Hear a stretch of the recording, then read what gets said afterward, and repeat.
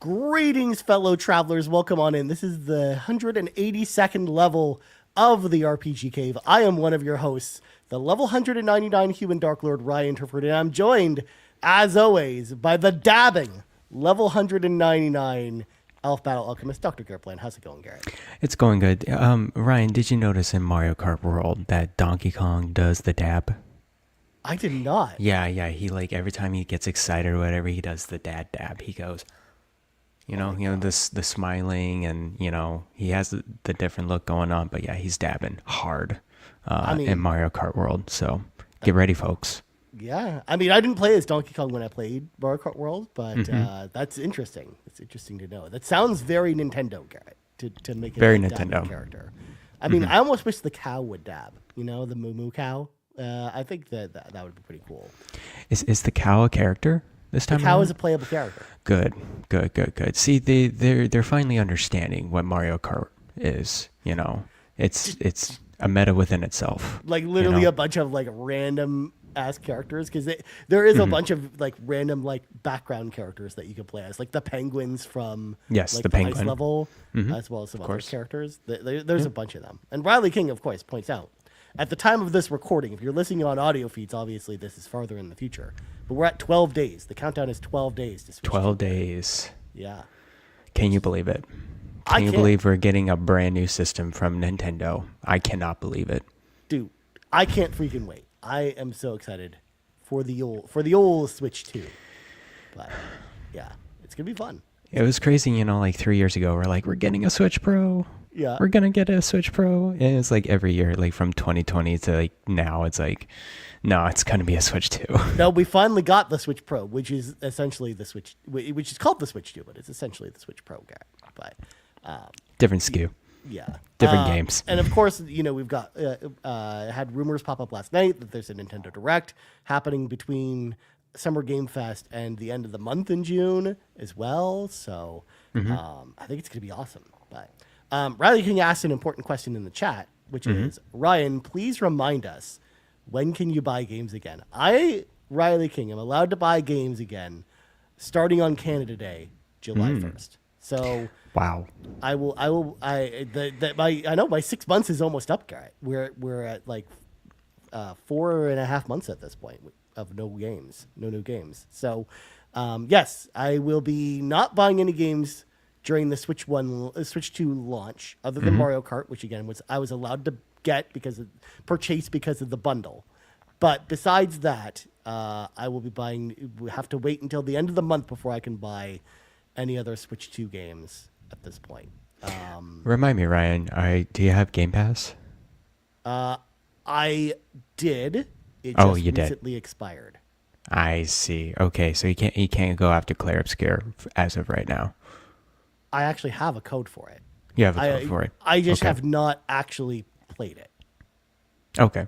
No, I'm just wondering your access to that game. I'm curious when we're gonna, wrap that one up and probably do a spoiler cast. Maybe bring in a certain someone into the crowd here. What, it would be good. Someone I would press this button for? Yeah, Could be anyone. This guy. Yeah. Game of the year without mini maps. You just don't know. I'm always gonna say that. Yeah. Sean says we got to get Ryan on Throne.com, but it's just I can't. Part of it is it's just like I mentioned before that like I don't want people to buy games from me. Like if people buy, like part of my rules is if someone buys a game for me, I'm not allowed to play it until the July 1st, anyways. So What's Throne.com? I've never heard of this. oh, so this is a joke that of course spans the entire Carpool Gaming cinematic universe, Garrett. Oh man, Throne.com, of course, is a website where you could go on there and then list items that people can buy for you or contribute to buy for you, almost like crowdfunding. And then people can go on and throw money at it. And then, it's like the Ko-Fi. Yeah, it's like the coffee thing. yeah, exactly. That's It's exactly like that because I think that's how Lockleth got or I can't remember if it was Lockleth or Fee. One of the two of them was using it to buy an Xbox. Right. No, it was. I think it was Lockleth. It was Lockleth. Yeah. Yeah. So, yeah, you can go over it. Yeah, I don't use Throne.com because I always feel weird when people buy things for me. Yeah. I'm just. Yeah. I don't think I'm.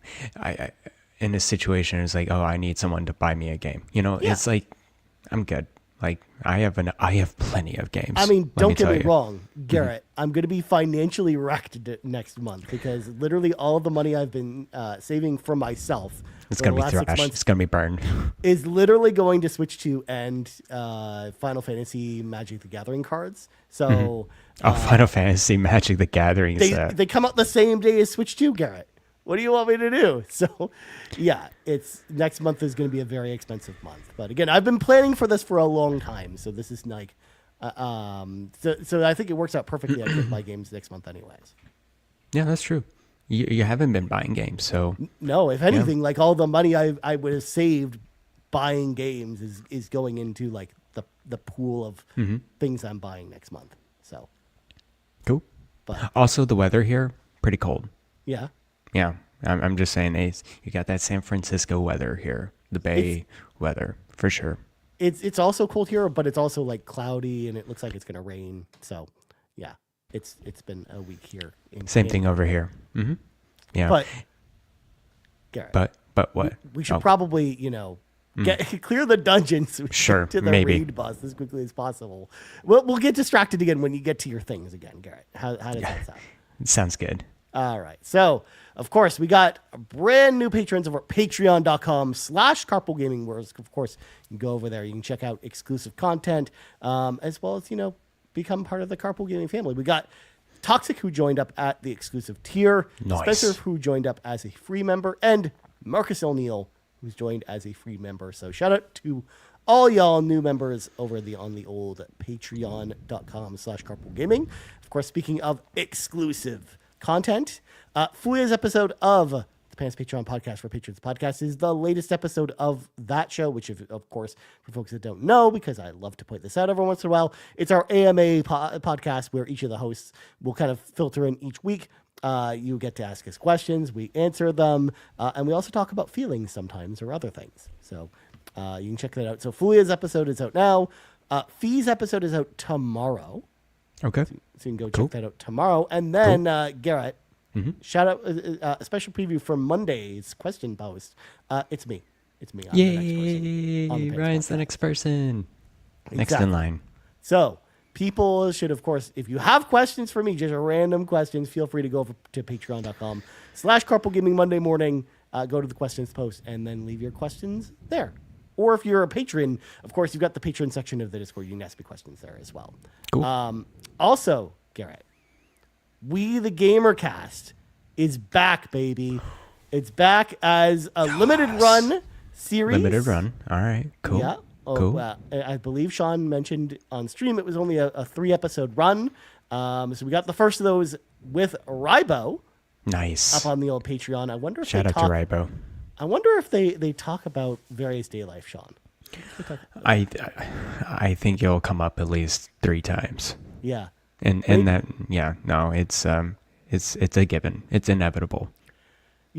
Garrett, we don't talk about the NHL playoffs that often, but we shouldn't. If you know anything about the NHL playoffs, we of course are doing this thing here at Carpool Gaming where Sean has decided to assign all of the hosts to that. I lost in the first round too, Garrett. Don't feel bad. To all the playoff teams, and Rybo is in the top 4. And he's already teased like a couple games. He's got like a short list of games he said is for Sean to play, because whoever's team wins gets to pick the next game that Sean plays. Which of course is funny because one of the teams that's still left is Sean's team, where he gets to pick the game. Right. But if the Florida Panthers win the Stanley Cup, Rybo gets to pick Sean's game, and he's already teased one of the games on his short list is Various Day Life. Oh, please don't. That game can just go away forever. It can be lost in ether along with most other smaller games. It doesn't need to be heard. It doesn't need to be spoken about. It's done. But also the game that wins, Sean has to do a full review on and everything. So it could be Various Day Life. Oh, Sean, I'm sorry. The one piece of Various Day Life content we have on the channel. You know, what's the how long to beat? What's the how long to beat on that one? I'm curious. I'm curious too. I have no idea. To be Various Day. I'm sure people have 29 hours. That's terrible. That's so long. That's so bad. I mean, to be fair, that's not actually a really long RPG. It's not a long RPG, but it's Various Day Life. Yeah. You don't want to play that for more than 2 hours. Maybe it's maybe it's secretly like a gem, Garrett, like a hidden gem that just people like have been overlooking at Various Day Life this whole time. But maybe it's actually good. Maybe Sean will prove us wrong. Maybe like, oh, this game is actually pretty fun. So, of course, Sean chimes in. My future friendship with the winner will be dependent on the game they assign. It has a 52% rating on the How Long to Beat website. Excellent. So I guess probably not a hidden gem because the audience seems to not like it either. Yeah, no, it's Yeah. Anyways, Rybo, think carefully. Yeah. I mean, it could be any number of simulator games. It could be, I mean, you never know with Rybo, you know? But I only highlight Rybo, 1, because of this We the Gamer Cat over this episode. But 2, Florida Panthers, Garrett, are on fire right now. Like They are? Okay. I would be like, they have a very good shot at winning. So it's going to be interesting. What an interesting just mashup of a sport, a state, and a mascot altogether. I feel like that was just generated like out of the blue. It's like, yeah, a Florida, the mascot is Panthers, and the sports is hockey, ice hockey. And it's just like, wow. I also love the fact, too, that the Florida Panthers are not the only Florida team anyways, because we also got Tampa Bay as well. What's their mascot? Lightning. They're the Tampa Bay Lightning, Garrett. Oh, boy. There's like a San Jose team. It's not major hockey league. It's a minor. No. You have an NHL team. The San Jose Sharks. Sharks. That's it. Yeah. San Jose Sharks. Okay, cool. They are major. Okay. Yeah. I mean, for the longest time, Garrett, the San Jose Sharks were like cup contenders, and it wasn't until like the few years where they're kind of like in the rebuilding stage where they're now like not making the playoffs as much. But yeah, the Sharks used to be like a really, really, really big team. But yeah, I don't know if that's really my team because San Jose is like still like 2 hours away from me. But It's they're like more your team than like the LA Kings are. That's true. I actually think they're the closest team to you is San Jose. Oh yeah, 100%. Because like you're not close to Anaheim. No, Anaheim's LA. Yeah, that's what I mean. So like you're not close to Anaheim or LA, and San Jose is the only other Canadian or California team. So yeah. So I just have to wear San Jose Shark shirts now. Yeah. And jerseys. Okay. I have a San Jose Sharks jersey. Oh really? Yeah. Well, why do you have one? Because they were like my favorite team in high school. Interesting. Why was it your favorite team in high school? They were really good back then. Oh, I thought it would be like, the design. Yeah. Sean brings up a good point. Like Utah might be closer to you. Utah's pretty far away, I think. Yeah. I don't know. I'll have to check. I still thought like with San Jose only being 2 hours away, I think San Jose is in the Bay. Right. So it's just on the other side of the Bay. I can take a BART there, I guess, if I wanted to, but I don't. Go see a San Jose Sharks game. Watch them play the Columbus Blue Jackets or something. Speaking of San Jose, we can get into my things. We should. Mm-hmm. Thank you for saving us from hockey talk. So I got, my 3 things, aka my 5 things for today. It's true. Yeah, it's true. All right, so let me get into the San Jose part. First thing. Micro Center is officially opening in the Bay Area. You know Micro Center, Ryan? No, I was literally about to ask you to explain because we don't have Micro Center here in Canada. Okay, Oh, Ryan. wait, no, you talked to me about this before on the podcast. This is Yes. like the PC parts store, right? It is the Disneyland for PC parts making galore. Like, you go in there, you find a PC part for yourself. It's like, yeah, and it's like a warehouse. It's just a huge store. It's, imagine a Best Buy converted to just PCs everywhere. So you got monitors, you got cases, you got motherboards, you got RAM, you got the SSDs, you got the CPUs, you got the GPUs. And yeah, they're opening one up in Santa Clara, which is pretty close to San Jose. And pretty excited. Grand opening in a week. So check You're that to come out. away with like this giant basket full of like PC parts, Garrett. And basically, You're gonna have to haul I'm that. actually gonna use my shirt, like just like you did course. when you're 8 years old, grabbing candy, just Yeah, just carrying it around. carrying Yeah. out a huge bag of PC parts. But they have good deals. They have like one of the best deals out there. They do like combo, like bundles of like CPU and motherboards, and they like shave off like $50 or $100 if you like buy them in a bundle. So. And I love seeing things in person because, a lot of PC parts you buy online now these days. And Micro Center is like, hey, here's that monitor. Here's that CPU or that GPU physical right there. Yeah, I'm down. I want that. So Nice. I mean, the closest Pretty we cool. have, Garrett, is Canada Computers, and Canada Computers ain't like that fancy or anything. It's not like a warehouse you go into. Have you ever seen the logo for Canada Computers, Garrett? no. And I have to show you. probably interesting.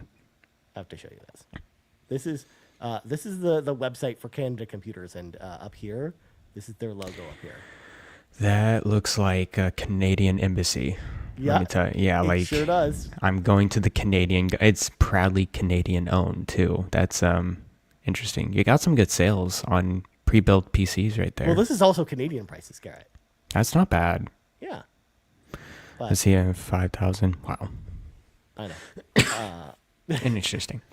Memory, we don't have Memory Express. Sean, of course, is shouting from the rooftops in chat that we have Memory Express, but we don't have Memory Express in Ontario, Sean. So didn't even know that Memory Express was a thing.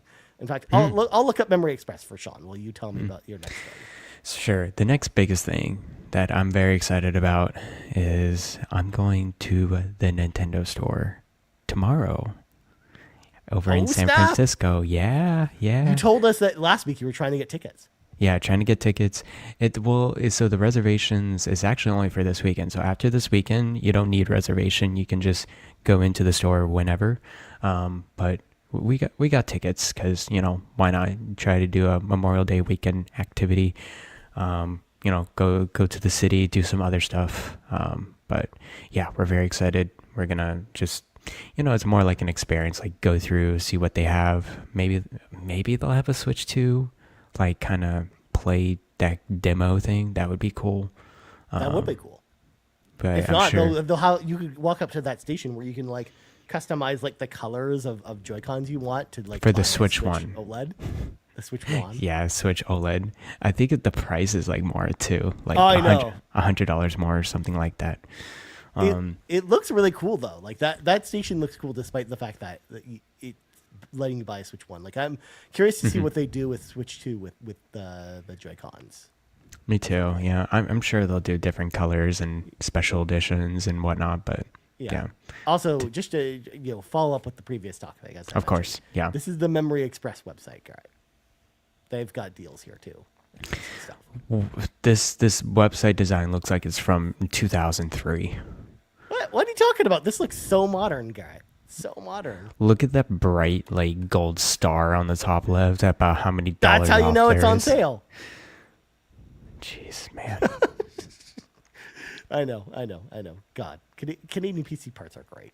Let me tell you what. Anyways, I can't wait for Micro Center, the physical store that will be there. But No, dude, I'm so excited to hear what you have to say about the Nintendo Store after you go. I am so jealous because we don't have anything like that here.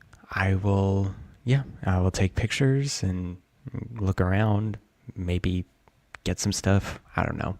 So, but yeah, I know exactly where it is too. Like in the Union Square, I've been around that area so many times. So can't wait. I heard it's like super packed, but at least with the reservations, hopefully it'll be manageable going in. You actually need a Nintendo account and even to get reservations. Yeah. For this weekend. Yeah. Well, they had to verify that you're a real person, Garret, not a scalper trying to scalp tickets to the Nintendo Store. I'm guessing. Yeah. I'm guessing that's just the thought process behind that. Yeah. It was the same way with the GameCube controller. Like you had to have an NSO account to buy it. So then it was limited to one per NSO account. So then that way you couldn't scalp it because unless you had like 50 bot accounts that all signed up for NSO like expansion pack. Mm-hmm. Yeah. So I'll report back and see what I get. We'll talk about it on the show next week. For sure. Excited. All right. Thing number 3. Oh, hold on. Riley King asked, did you have to pay to get the tickets? No. It was totally free. Yeah, it was just lottery, basically, just because they could only let so many people in, right? Well, it was first come, first serve. So they opened the time slots like Monday last week. I didn't know what time, so I kept refreshing or whatever. And then, work stuff happened. And then I came back like in the afternoon to check it, and it was open, and Saturday was fully booked. So grabbed a Sunday time, and that was that. And it was just like a 30-minute slot. It was like, hey, you have to get into the store during this 30-minute slot in order to get into the store. So that's pretty much it. Nice.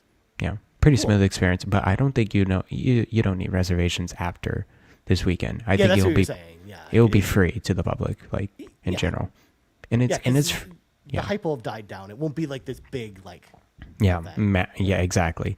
And it's open during the week as well. So if anyone's coming to San Francisco, we have a store now. I mean, Riley King and I are sitting here waiting for the Toronto Nintendo store to open eventually one day, maybe. Yeah, they just announced a 4th store in Japan, so only a matter of time before we get one in Canada. Come on, Canada needs one store. One, okay? Or I should say one. We need one store. We need one store, yes. Please, Nintendo. All right. Thing number 3. I keep falling asleep while playing video games, Ryan. This is bad. This is bad. The hobby that I like, the hobby that we enjoy together, I keep falling asleep on. Yep. What is this? It's a real problem. It's because now I wake up like 5:30 in the morning in order to go to the office. So it's been super great. I don't know if it's necessarily that, Garret, because I run into this from time to time. And especially it's something that happens more as you get older. But like I find that what happens with your body and the way it goes to sleep or knows that it physically is like time to go sleep is that when there are certain like if you get into a rhythm of like if you fall asleep once while playing video games after a long day, your body almost like records that and knows, hey, when I'm doing this specific thing, it's time to sleep. The more this happens, Garret, the more your body actually gets into the rhythm of seeing video game equals I need to sleep. Well, what's the solution to this, Ryan?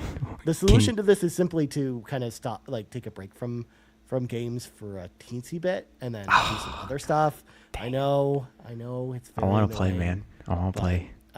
Because that's really the only way to get out of it. Or it's either that or trying to get do something else when you're ready to, like when you're tired. Because that way your brain will kind of log like a different activity. That's a good one. The thing that is going to sleep. For example, I've kind of like trained my body to be like, hey, if I'm watching like certain like types of YouTube videos, that my body will like know it's time to go to sleep. Sean brings up a good point. Play when you wake up. Yeah. That's a good one. Yeah. Yeah. And then games equals wake up. Exactly. I am more of a morning person. It was just like, I'm trying to find where my spare time is. And so if it's late in the evening, it's going to be like when I'm falling asleep. So And Anyways, it could be the tired okay. thing, but I'm telling you right now that I'm pretty sure it also is like part of your circadian rhythm, where your body is just like your body recognized video games as an activity as oh, it must be time to sleep now. My chair is so comfortable too. Yeah. That's another thing. Anyways, okay. That's thing number 3. Thing number 4. I actually it was like a weird hack on my 3DS. It's very interesting. Do you know that in 3DS screens that there's a difference between TN and IPS panels? Like certain 3DSs have TN and some of them have IPS. You just don't know. I know obviously the difference between those panels, but I didn't know that the 3DS had multiple panels. Yes, so whenever you get a new 3DS XL, you don't know what you're going to get. It depends on the manufacturer, it depends on the plant. So for the 2DS XL, it's all TN panels. So no matter what, that's what you get. But you get into the hack in there, the Luma 3D or whatever. You can change I think it's the gamma or the brightness. I'm not too sure, but you can change that brightness level of the screens, and it looks just like an IPS screen. So now my 3DS looks gorgeous. Whenever I play on the go, it's just like it looks brighter, it looks more vibrant. So people who have TN panels on 3DS, check out how to make your screen look better with the Luma. It's just a flip of a switch on that 3D menu. So there you go. That is interesting. I honestly, like Sean, who also says I had no idea. I have no idea that was even a thing that 3DS had. Especially because when you look at the panels side by side, you probably wouldn't notice a difference unless you tweaked with some of the settings in a modded menu. Well, I'm sure some people have done a comparison of 2 3DS XLs. Hey, this is an IPS screen, and this is a TN screen, and you'll see the difference there. But yeah, if you just do it alone, a TN, you probably wouldn't notice it too much. It's just the TN panel's a little bit dimmer than the IPS. That's all it is. But the IPS screen requires more battery, so it has less battery life on those 3DSs specifically. So interesting. Yeah. That's the difference between buying a Game Boy Advance SP with the normal backlight, or the Game Boy Advance SP with the really good backlight, because they were they did two variations of it, and the only way you could tell is by the model number. But with this, you can't even tell by the model number. Like you said, it literally just depends on what plant it came from. So is this when you look for 3DSs when you go to Japan, is this the thing you're going to do, Garrett? Is turn these on and look at them and compare the panels? I think most 3DSs based in Japan are IPS, the new 3DS XLs. Okay. So I'm not too, and again, I'm not too stingy about that stuff, because now I just have a fix for it. But yeah, that's pretty much it. Buyer beware on the 3DS XLs. Just it may just depend on the model too. If it's or a special edition, or when the date was made, or whatever. Yeah, I imagine, for example, all of the Metroid special editions, when Metroid Samus Returns came out, they did a 3DS XL for that, and I'm pretty sure those will probably all be IPS because they're all later. Yes. Yeah. Yeah. So, anyways, another thing. Okay, 5th thing, Ryan. I got my 5th thing. Yep. So I actually put a physical disc into my Xbox. What? People put physical discs into Xboxes, Garrett? Yeah, it's crazy. So, and then I bought Phantom Liberty. Oh, let's go. I mean, to be fair, this was a game I assigned to you, but wait, what caused you to go and buy it? Because I thought you had it on Steam or Epic or something. I had it on Xbox, actually. So I actually bought Cyberpunk way back when, in 2020. I got the launch stuff. I got the Xbox One edition, the launch edition. I got the Xbox One. I got the Cyberpunk controller too. The Xbox One Cyberpunk controller. Yeah, but I just never played it. Well, I played 10 hours of it. Well, I mean, you're gonna play it now. But... I'm gonna play it now. So you see the little Ghost Samurai design. Yeah, I freaking love the design of this controller. So anyways, sorry. Yeah. But yeah, I So- bought Phantom Liberty, and so I'm getting ready, Ryan. I'm putting a physical disc that's Cyberpunk into my Xbox. I put it on the wrong way, actually, the first time. That's how That's how you know it was your first time doing it. I was just like, is it this way? Nope, it's not recognizing it. Yeah. It was, anyways. So Can't wait. so hold the phone then. So you bought Phantom Liberty, the DLC Xbox. itself on disc? No. I bought, no, Oh, no. you bought like the Ultimate Edition that actually came on disc. No. So I have the disc Cyberpunk Launch Edition from a while back. Oh, okay. And I bought Phantom Liberty Okay. on sale on the store. The way you had it kind of worded was sorry. like you actually had Phantom Liberty on disc, which I didn't think that they printed. That would be funny. And Cyberpunk like as a digital download or whatever. No. I put the Cyberpunk base Yeah. inside. And To be fair, I also have Cyberpunk physically on Xbox because I bought it for $10 at the Dollarama back when they were trying to, where they could barely sell the game, where it had all those problems. So Yeah. I was like, this will come in handy one day, and turns out that day is today. So I've also reinstalled Cyberpunk, Garrett, because I'm also ready Nice. for us to play Cyberpunk together. Because as we talked about before, when I assigned Cyberpunk to Garrett, we'll both be playing it for the Garrett's Backlog Adventure episode. We're getting ready. Yep. It's on like, yeah. So once I'm done with Clear Obscure, that's the next RPG Nice. I'll be going through. So Yep. get ready. Radley King also chimes in chat saying that he pre-ordered Cyberpunk for Switch 2 and it's got the DLC on the cartridge along with the game. That's true. They did that with Witcher 3 as well. And CD Projekt Red does really good. Yeah. Yeah. I played that On at the that. Switch 2 event, Garrett. I played Cyberpunk on Switch Yeah. 2. Did it run really well? It was fine. It was It fine, ran at yeah. 30 frames per second and it was kind of it didn't really look that great. So, yeah.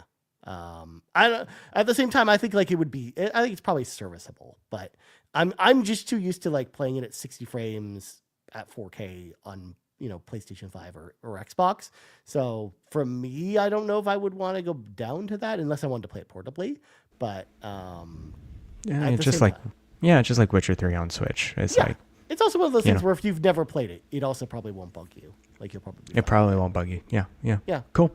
Sounds good. Cool. Well, Garrett.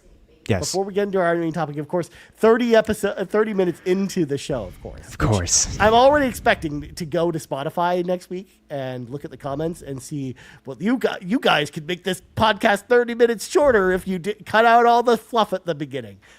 This time they're actually correct about that. But I'm already are. expecting that comment. Don't be that person, by the way, who writes that comment. I've already pointed it out. But Garrett, I know you want to talk about Fantasy Life, so let's talk about Fantasy Life's reception because I think they put out a tweet this morning saying they had a milestone, right? Yeah, they said they hit 500,000 copies sold, which is really good, success for that game specifically. For folks who don't know, the original Fantasy Life came out on 3DS, and it was, it's one of those kind of like all hands, like wear different hats type of RPG. You could be a woodcutter, you could be a warrior or whatever. It's cute, chibi, like an Animal Crossing game. And it was actually a hidden gem, I would say, in the 3DS lineup. A lot of people just didn't know too much about that game. So it was very surprising to see a sequel announced and now coming out right now, and people are really liking it. So I'm glad. For Level 5, I know Level 5's been kind of wishy-washy for like the past, I don't know, like 10 years or so. Like they do some good stuff. They really do. It's just, it's really a hit or miss sometimes, or they just do, very small games. So it's cool to see. Yeah. I was gonna say, like, ever since Ni no Kuni came out, I feel like they've kind of Yes. been on like the downturn of Yeah. releasing stuff that's like it's fine. Like nothing's really had been able to write home about where it's actually refreshing to see that this is actually doing well. Even though, like, again, like this is the type of game that like I'm probably not into because I think it's a little too cozy for me as far as the profession stuff. I do see the appeal. I understand why people like this game. It is a cozy RPG, so like for folks who are into that type of stuff, check it out. Check out the reviews. There's a lot of official outlets still doing a review in progress, so maybe wait for those. But it's on everything. It's on, including Switch, and of course it probably plays really well on Switch because it's kind of meant to be for that handheld, portable experience. So Yeah. yeah. Well, it's not a game that's like too graphically. It's not too demanding at all. Yeah. Yeah. Exactly. Like I almost see this game as like the successor to something like Stardew Valley, where like I think a lot of people who are probably like really into Stardew Valley are probably gonna be like go crazy with this game. Yeah, and I would say it's a little different than Stardew Valley. Stardew Valley Sure. gets really into the crops and the farming aspect of things. This one's really a go all around, two different. It's like more Dragon Quest ish, or Dragon Quest Builders, Right. in a way, like that type of isometric 3D style. And then you go around and can just attack different monsters in that type of environment, but then you have all the sorts of other different traits as well. So I'm looking forward to see more streams and see how the reception goes later on. Nice. Pretty good. And I know again, Bowser will continue to talk about it because she talked about it on Xbox Drive last night, and I think more of the team will probably be picking up as well. So Cool. yeah, look out for people talking about it soon. But enough about that, Garrett. It is now time to read from the sacred texts because we're going to talk about indie RPGs, Garrett. We're going to talk about the indie RPGs that like we either that are coming up that we want to play, or indie RPGs that are like on our backlog that we really want to play. Like we're just going to talk about indie RPGs for a little bit. It's a unique take on indie RPGs that we haven't really done. So let's talk about them, Garrett. Let's talk about some of the indie RPGs that we're excited about. I'm going to start, of course, with the Switch 2. We talked about the Switch 2 a lot this episode. And I'm really excited. One of the things I'm really excited about when the Switch 2 launches is we're finally getting more Deltarune. I've been waiting forever for more Deltarune, Garrett. I loved like the first episode of Deltarune, which came out like 3 years ago at this point. We're finally we got Deltarune Chapter 2 like a year later, but then they've kind of like Toby Fox has really been quiet since then, and we haven't really heard anything about it. So we're getting chapters 3 and 4, which isn't even the full experience of Deltarune. I'm kind of like on the fence as to like, do I want to play Deltarune chapters 3 and 4 right away, or maybe just wait until kind of the full experience is out there, probably in like 2 or 3 years from now. Yeah, at this point. But that seems to be the cadence, right? Like it's been a couple years since the first 2 chapters. Yeah.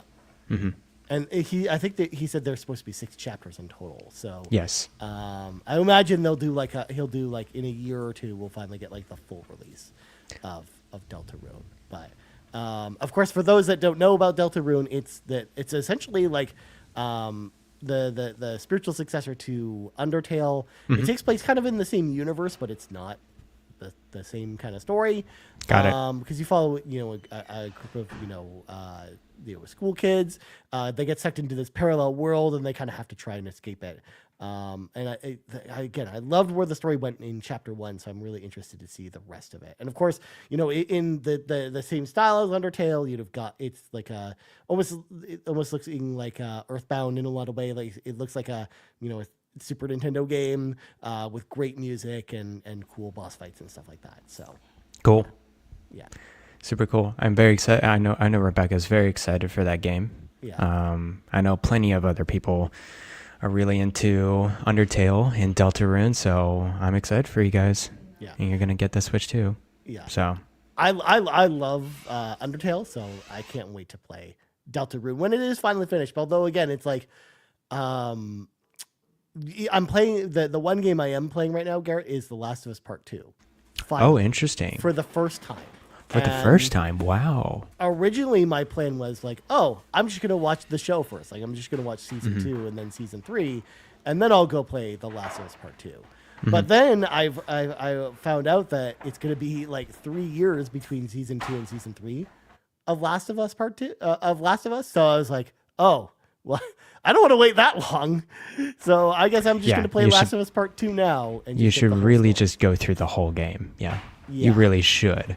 And I'm sure, maybe we can do a I don't know what your plan is with content-wise for it, but there's a lot of good discussion behind that game. So I don't know. It's definitely interesting, but yeah, I was just like, when it came out, I got it when it like picked it up when it first came out, Garrett. But I was like, not in the mood for it, especially after like I had been spoiled on some of the major spoilers going into it, thanks to the leak that happened with that game. So I just wasn't really in the mood to play it. But then I don't know. After watching, starting to watch season 2, I'm like, I would really be interested to actually play the game version of this. And again, I don't want to wait for the full story at this point. So I am actually playing through it now. That is like the one game I'm actually playing right now. Is Last of Us Part 2. So. Well, hopefully you're enjoying it. Hopefully you're having fun with it at least. I mean, I'm having as much fun as you can with that game, because it is kind of it is a bit depressing, Garrett. But it's an emotional one for sure. Yeah. But all right, so that was my first one. I have a couple others as well here. Again, I just don't have a ton of indie RPGs, but I'm curious to know some of yours, Garrett. Okay, so I looked this one up. This was a pretty funny one. I just want your hot take, or your quick take on it. It's called Coin Push RPG. Okay. Yeah, I'm gonna go look it up while you explain. Yeah, it's on Steam. You can it's one of the recent ones that came out. I just wanted to see this video. I was like, hey, what are you doing in this game? Well, here's the write up for it. Coin Push RPG is a casual idle game incorporating coin pusher mechanics, featuring abundant content and multiple gameplay modes. The game includes one-on-one replicated coin pusher simulator mode, faithfully recreates the arcade coin pusher experience. Adventure mode, complete with extensive character backgrounds, talent combinations, and equipment selection. Challenge mode combines fast-paced monster battles with idle mechanics for effortless farming. And then players will recruit heroes, customize their unique talent skills, assemble various team formations, and lead them on treasure hunting expeditions. Update your village, craft legendary equipment, and enhance your strength to conquer the Demon King. I'm looking at this trailer on Steam, Garrett. I'm like, what am I even looking at here? And then I realized, oh, it's literally a coin pusher, like the thing you see in Japanese arcades, but as a role playing game. Basically, yeah. So you just drop your little coins in there, and it looks like your coins get pushed down below, and then you get your monsters on the left, like attack like the enemy, based off of the amount of coins being pushed. So that is so weird. That is it's an interesting game, it looked like, but it has all your favorites: upgrading heroes, updating your village, conquering the Demon King. It has all the RPG mechanic tropes, all with coin pusher mechanics. So there you go. All with coin pusher mechanics. I love that that's the thing in the RPG, Garrett. It just looks fun too, and then it's on sale for like $8 right now. I think it's like a Steam sale or whatever. But anyways, that was like kind of my quick shout out to a recent indie RPG that I found on the Steam store. So Interesting. There you go. Do you want me to go after one more RPG, or do you want to? Yeah, sure. Why not? Sure. Well, we're not doing, again, we're very informal with this list kind of thing. So I wanted to shout out Wargroove 2 because I have not. I bought it like a while back, but I have not get into it just yet. So for folks who don't know, Wargroove is a tactical RPG very akin to Advance Wars, and I played the original back in the day. I think I've explained it various times throughout the show. Developers Chucklefish, and they have a sequel. I hear the sequel's not as good as the first one. Mm-hmm. It's a bit shorter, and it's not as unique with the heroes or whatever. It's more like a big expansion pack rather than a sequel to or an advancement of the game or whatever. So yeah, I just want to shout out Wargroove 2. It's basically like Wargroove. I think the biggest, other than the campaign, the big thing is user-generated levels and user-generated campaigns. They do a very good job with that tool set. So it's grid-based. You have different units for your side and the enemy side, and you just do a turn-based tactical, like move all around. Of course, you have different units. So you got warriors, you got spearmen, you got rangers, you got flying units, you got tanks or big siege weapons. And depending on how you use them, they have different strengths and specials and weaknesses. And there's a lot of tactics behind this. So yeah, that's but again, I just want to get back into it. Wargroove 2 is out, and it's like on sale recently. I think they do a lot of good bundles with both games, Wargroove 1 and 2, on multiple platforms. So if you're into that type of stuff, if you're into Advance Wars, definitely check out Wargroove. It's pretty good. So. Yeah, I remember you talking about Wargroove a long time ago when we talked about indie games, like the first one, and how much you really liked it. And I remember you were excited for the sequel, but yeah, it's just like, I guess it was not, didn't come out just at the right time for you to want to jump into it.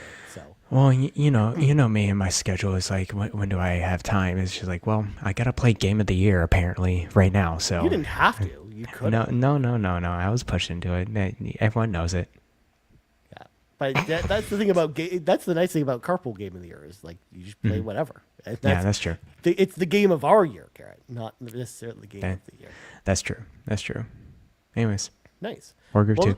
Yeah. So the next one I want to mention is an RPG that came out last year that I just didn't get a chance to play, but I thought looked so cool. And I know that Seth played this one. This is Keylocker. This is like a cyberpunk role-playing game, which it's got this really cool style to it. It's got some cool music, and it's really almost like this rhythm-based role-playing game. It was a game that really intrigued me from the first second I saw the trailer for it. I actually own this game, so I can play it at any time. But similar to what you were talking about, Garrett, it's like, when this came out, this is when Metaphor, like when I had been given access to Metaphor, and Dragon Age was right afterwards. Like I just didn't have time to play Keylocker. So this is one that kind of like, passed me by last year. So I'm really, really excited to actually play this one at some point. I like the art style of this game. It has that isometric pixel art view, but also you got the anime, like cartoon animations as well. Yeah. Which of course, you know me, I love anime. So, and again, like I love kind of the cyberpunk kind of aesthetic as well. And just, I love rhythm games as well. So I love just the elements of the rhythm being part of the battles as well. So, yeah. I like it's a hexagon shaped grid as well. Yeah. You don't see very much those type of games. Yeah. RPG setting. So. And I know Seth liked that game too. So I think that that game's pretty good. So I do want to check it out at some point. So Keylocker is definitely on my list of games I want to play at some point. Indie games I want to play at some point. Similarly, Garrett, on a similar vein, a game that I probably should have played 2 years ago, but I haven't played yet. Sea of Stars is still on my list of indie RPGs. Yeah. Because I got that game day one, and I still haven't played it yet. Because, but I know like everyone on the team, like a lot of people on the team played Sea of Stars. Really, really liked it. I don't know. It was timing as well. Because if you remember, Garrett, like that year it had come out at the end of August, and like I think there were like 3 or 4 bigger games that were coming out that week. Baldur's Gate 3 was in that pocket. Yeah. Yeah. There was a bunch of stuff I remember just being clumped up in there. So that was the reason why I didn't play it when it came out, because I was like, oh well, I'll get to this at some point. And then 2 years has passed, Garrett, and I just never gotten to Sea of Stars. Time just flies. Like you think, I think Sea of Stars, like, oh, it just came out like, a few months ago. It's like, no, it's been a year and a half. I'm like, oh my gosh, where's the time? It just flies. It just flies so much. So I understand, like missing out a game here and there. Yeah, exactly. So, anyways. And it just got that DLC too. That was free. I'm intrigued about that DLC. Everyone's been liking it. Huge, like very positive reviews. And it's free. Yeah. Amanda, I think she played it like the night it came out. She was like, oh my God, this is great. I think it was a mistake doing it free. I think they could have charged something with that. But they could have. That's just my. But they did the same thing with when the Messenger came out as well, because the Messenger also got free DLC. Like they didn't charge for the DLC at all. So interesting. Yeah. Yeah. I What was think the that's orig- just something that they do at Sabotage specifically. What was the original price for Sea of Stars? 30 USD? Yeah, it's like $30. Okay. Cool. Yeah. Sounds good. Yeah. And the only one I really have to shout out actually is Clear Obscure, but come on, everyone knows about that. I'll Everyone play it knows at one about that. point. Mhm. Yeah. Okay. Yeah, Clay Obscure. I'm still going through it, of course. I don't want to say where I'm at. Like, I don't want to give anything out. But I definitely would like to talk to you and Sean after we're all done with the game. I think we can get really deep into it. Yeah. For sure. Just get super nerdy.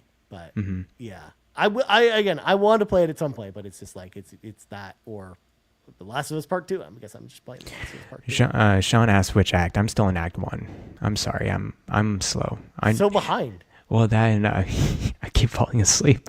I'm so comfortable in my chair. It was just like, but definitely I'm here. I know. You don't have to tell me. I hear it all the time. Oh my gosh, Act 2. Oh my gosh, Act 3. I hear it. Okay, I'll play through the game. I'll play it. Yes, you play definitely. It at some point. Mm-hmm.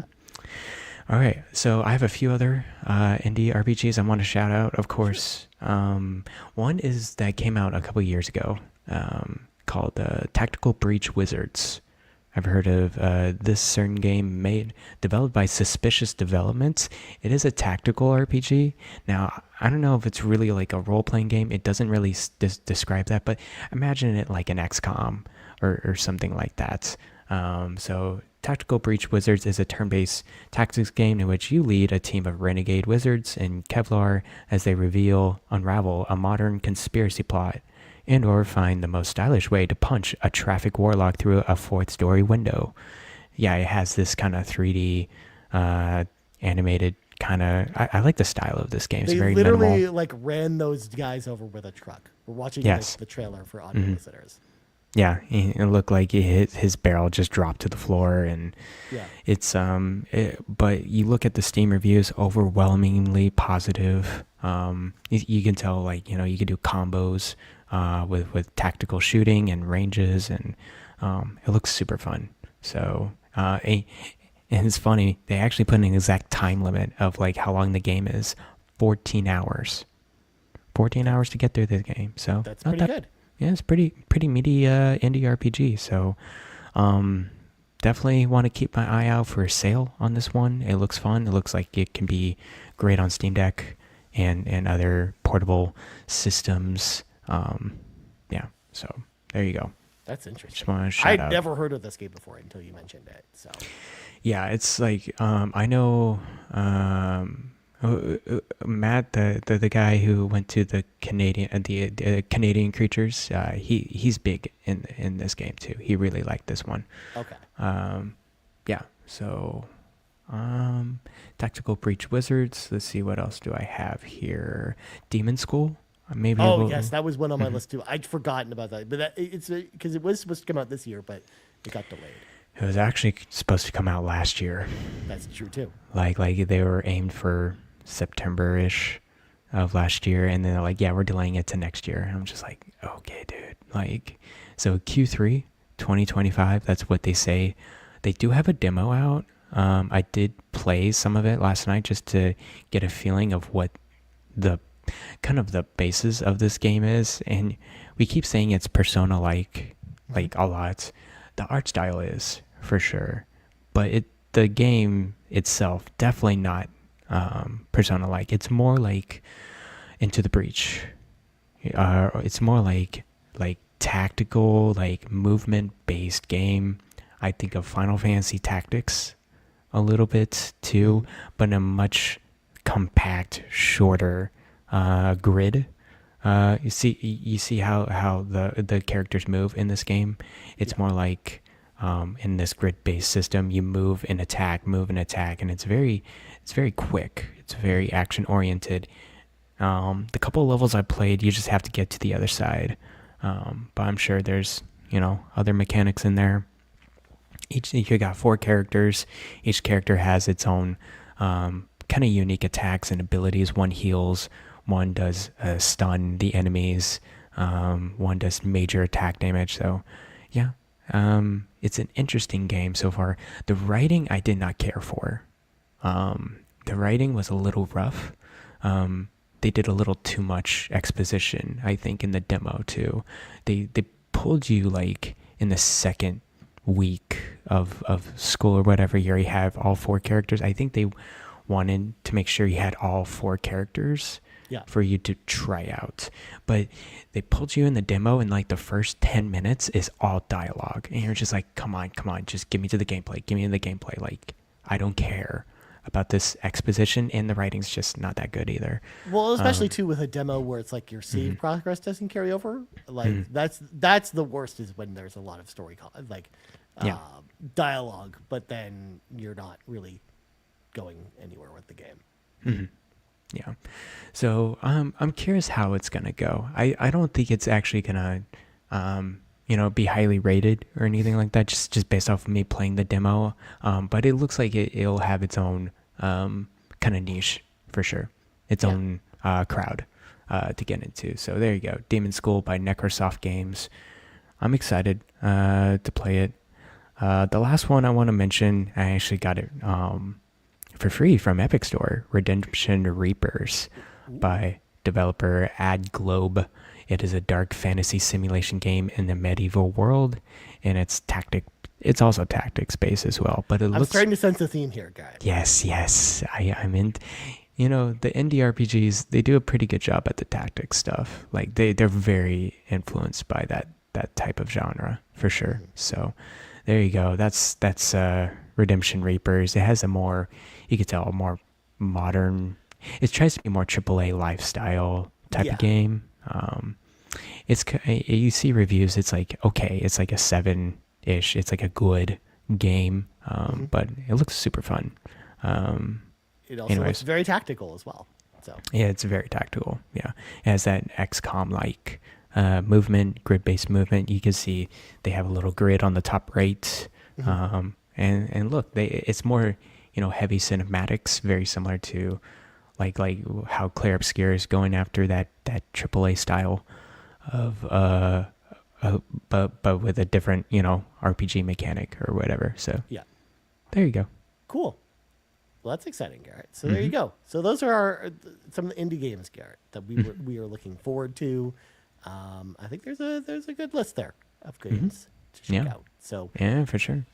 Garrett, speaking of indie games, we have a couple of questions from the NPCs, the non-podcast characters.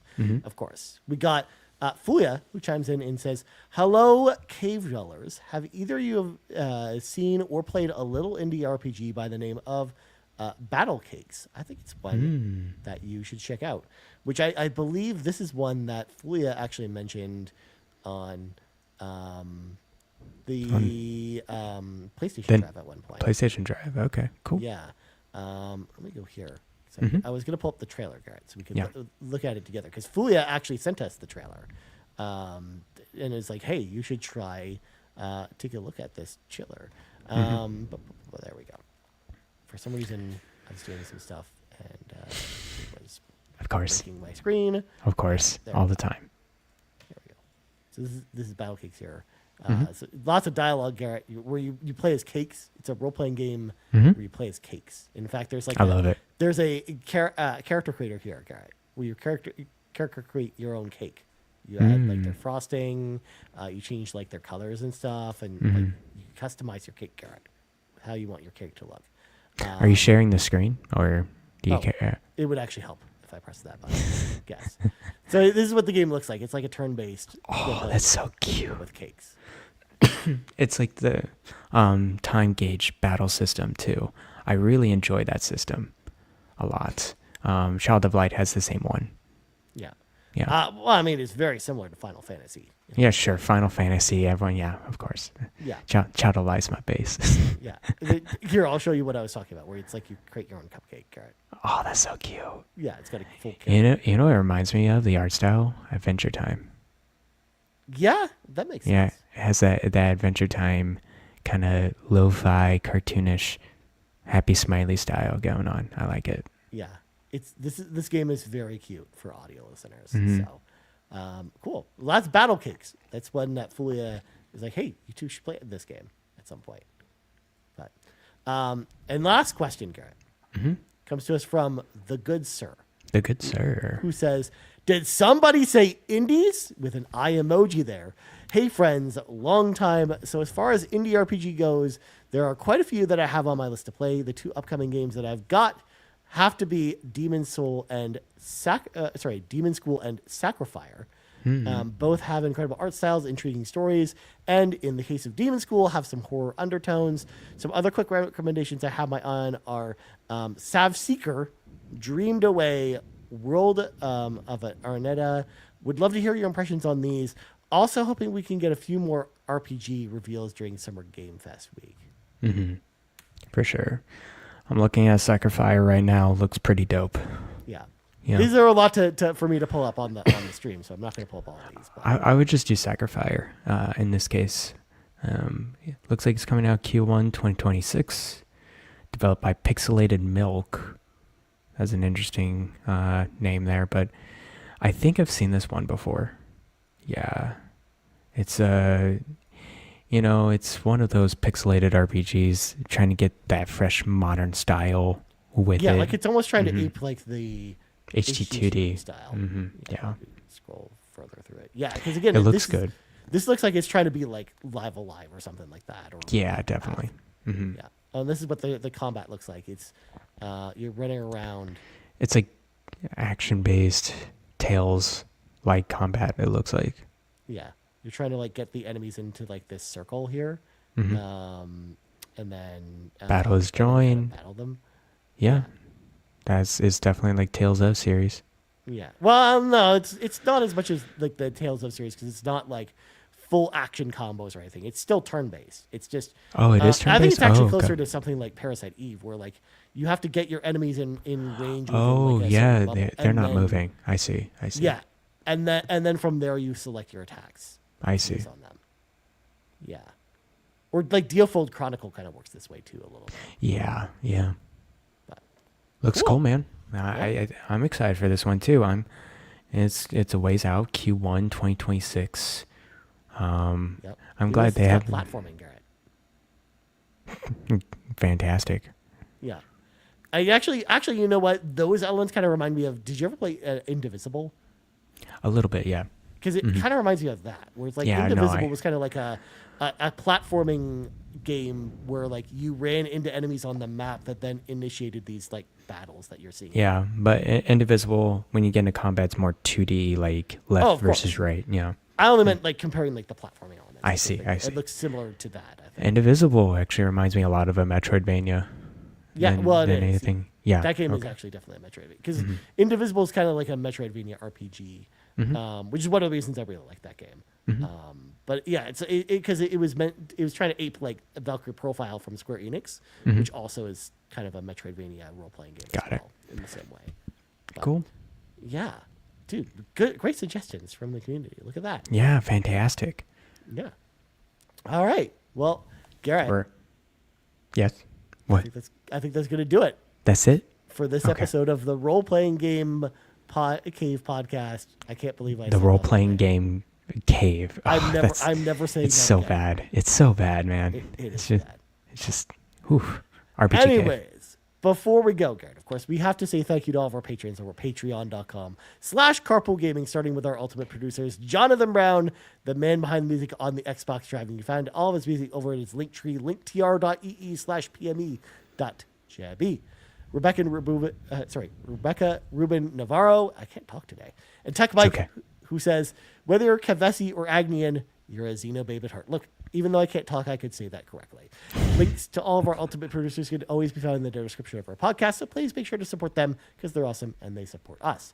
Our platinum producers, Angel Patton, Peje, The Captain, and Tim Paullin, and our gold members, Adam K, Anna, Awesome Dave 1337, Brad Moore, Brian Reese, Cecily Carrozza, Dan and Luma, Dannohh, Emily Kelly, John 32, Lagerwoods 330.